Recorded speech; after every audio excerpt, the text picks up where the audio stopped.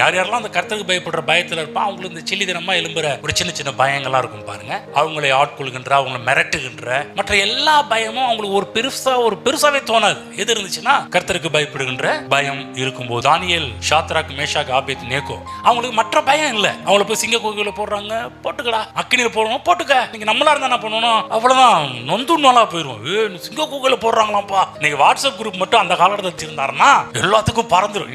அவர் பண்ணிருக்க மாட்டார். ஏன்னா இன்னைக்கு இருக்கிற டானியலுங்க பண்ணுவான். இன்னைக்கு இருக்கிற டானியல்ல பேர் வச்சிருக்கிற எல்லாரும் இங்க இன்னைக்கு சுற்றி இவ்வளவு பிரச்சனை, அந்த பிரச்சனை, இந்த பிரச்சனை, இது வரப்போதா அது வரப்போதான் ஏகப்பட்ட வாட்ஸ்அப்ல பாயிண்ட் நம்பர் 1, 2, 3 சொல்லி அப்படியே அடிக்கி எழுதியிருப்பாங்க. தானியல் அந்த மாதிரிலாம் பண்ண மாதிரி தெரியல.